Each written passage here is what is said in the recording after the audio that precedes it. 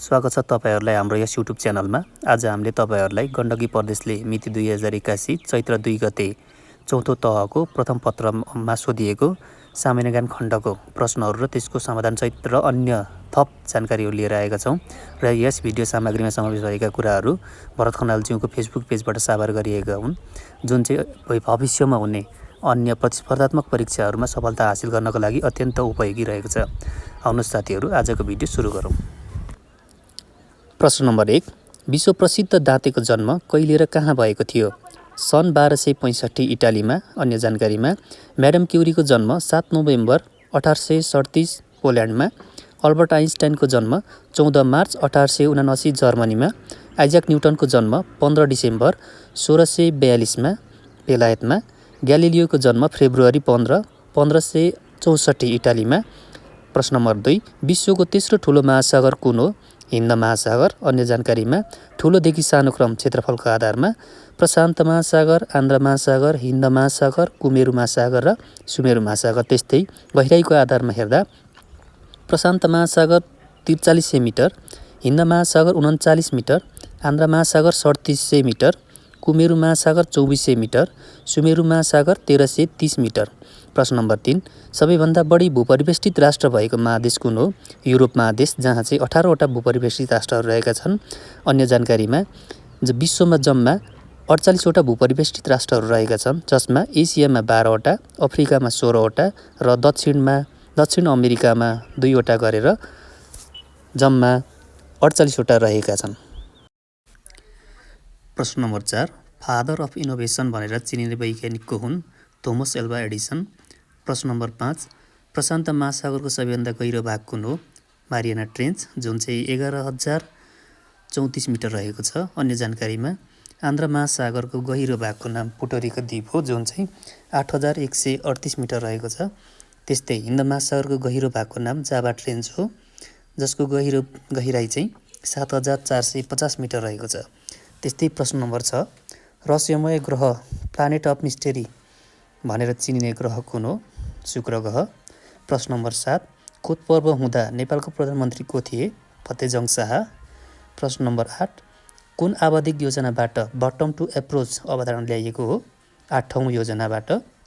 प्रश्न नम्बर 9, भूमि सुधार आयोग कसको अध्यक्षतामा गठन गरिएको थियो? डिली राज खनाल। प्रश्न नम्बर 10, नेपालमा अमाली प्रथाको अन्त्य कहिले भयो? विक्रम सम्वत 1968। प्रश्न नम्बर 11, पाण्डुबीको आविष्कार कसले गरेका हुन्? डेभिड बुस्नेल। प्रश्न नम्बर 12, जोडा मिलाउनुहोस्। सिरुवा पर्व राजवंशी, चोनाम पर्व चेपाङ, लोसार पर्व गुरुङ, तोरन्न पर्व थकाली। प्रश्न नम्बर 13, राष्ट्रिय जनगणना 2078 अनुसार नेपालको शहरी क्षेत्रमा बसोबास गर्ने मानिसको जनसङ्ख्या कति प्रतिशत रहेको छ? 66.17%। प्रश्न नम्बर 14, दिएका विकल्पहरूबाट सही गलत छुट्याउनुहोस्। एमा नेपालमा 8000 मिटर भन्दा अग्ला 8 वटा हिमाल पर्दछन्। बीमा किमाथाङका नाका ताप्लेजुङमा पर्दछ। ए सही, बी गलत, किमाथाङका नाका शङ्खसभा जिल्लामा पर्दछ। प्रश्न नम्बर 15, पब्जीको आविष्कारक को हुन्? ब्रेन्डान। प्रश्न नम्बर 16, एसियाबाट युएनओको महासचिव हुने पहिलो व्यक्ति को हुन्? उथान्त। प्रश्न नम्बर 17, पृथ्वीको वातावरणमा CO2 को मात्रा कति प्रतिशत रहेको छ? उत्तर 0.04%। प्रश्न नम्बर 18, जोडा मिलाउनुहोस्। नेपाल प्रज्ञा प्रतिष्ठानको स्थापना विक्रम सम्वत 2014, कागजी नोटको सुरुवात विक्रम सम्वत 2002, कोशी सम्झौता विक्रम सम्वत 2011, नेपाल राजपत्र प्रकाशनको सुरुवात विक्रम सम्वत 2008।